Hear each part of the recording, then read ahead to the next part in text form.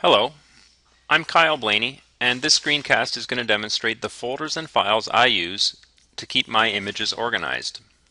In a separate screencast, I will demonstrate how I configure Adobe Lightroom to do most of the work for me. Let's start by looking at the folder and file structure outside of Lightroom in Windows Explorer. I use one top-level folder for each year. Within each year's folder, I use a subfolder for each photo-taking event. Note that there's not necessarily a one-to-one relationship between a photo-taking event and a single day. There are times when a photo-taking event spans multiple days, and there are other times when I split a single day into multiple photo-taking events. This can be somewhat arbitrary, but I tend to use locations as the descriptions of each photo event. So for example, I went on a weekend trip to Algonquin Provincial Park in May of 2012, and I only kept 23 images from the entire trip. So in that instance, I defined a single photo-taking event that spans multiple days.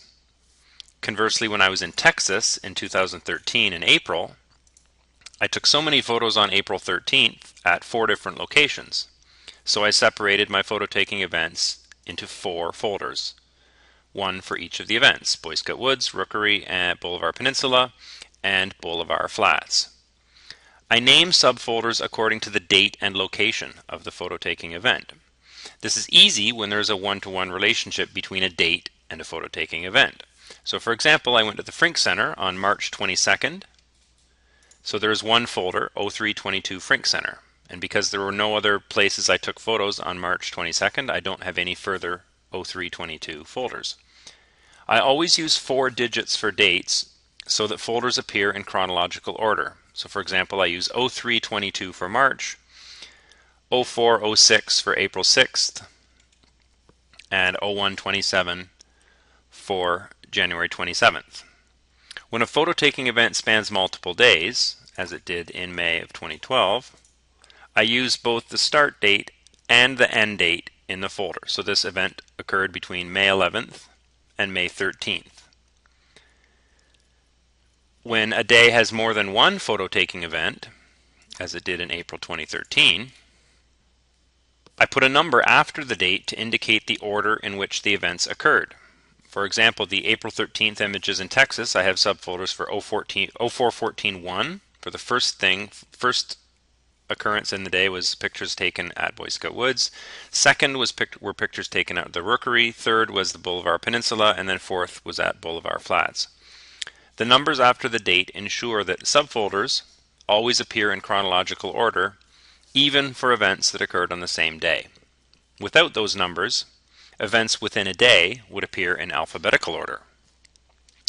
Now that we've talked about folder structure and folder names, let's talk about file names within those folders. So let's take a look at pictures I took here at the Leon Abel Turnbell Birding Center.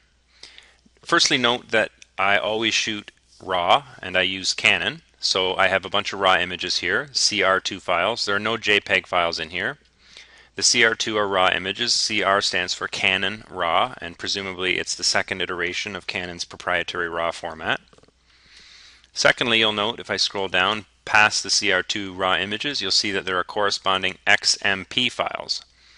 These XMP files are created by Lightroom and are called sidecar files. There's a one-to-one relationship between image files and sidecar files. So for 0647 CR2, there's a corresponding 0647 XMP. And the same holds true for all of the CR2 files. When I edit a CR2 RAW image in Lightroom, the changes are not stored in the CR2 file.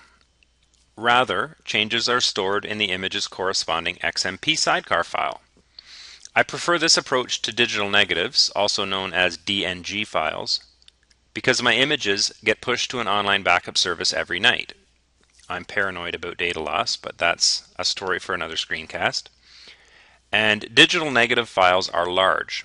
So for example, if I make a tiny edit to a file, say I open a file in Lightroom and make a minor modification to the image's exposure, that would result in a change to the DNG file, which is large, and the entire DNG file would be detected by my backup service as changed and therefore a new version would need to be pushed over the internet to my online backup service. Over time, this would chew up my bandwidth, particularly if I edited my files frequently. If I edited the same file on a Monday night, a Tuesday night, and a Wednesday night, it would be pushed in its entirety over the internet 3 times. So this would chew up my bandwidth, so I prefer the sidecar approach. You can see that sidecar files are very small. This particular sidecar file is 8K, and its image file is 27,503K. So the raw image files are much, much larger. The third thing to note about my image files is that each one is prepended with the year, month, and day on which the image was taken. So this 2013-0415 indicates again that this photo was taken on April 15th, 2013. This may seem redundant, particularly when we're already in a folder with the year, but I do it to avoid file name collisions. Most cameras roll over image numbers every 10,000 images, and therefore it's possible to have 2 files named image1234.cr2 in the same collection. Now that doesn't become a problem until you try to export those images. Say you need to create JPEG files to send to some photo service or to do an Apple TV slideshow, some service that only accepts JPEG images rather than raw images. If I were to do that and I had 2 images named the same, image1234.cr2, in the collection, it can become a problem. So I avoid that problem by prepending the date, and we'll see in the next screencast how you configure Lightroom quite easily to add that for you. So that concludes this screencast. Feel free to watch the companion screencast that will demonstrate everything I showed today, how I do it in Lightroom, so it does most of the work for me.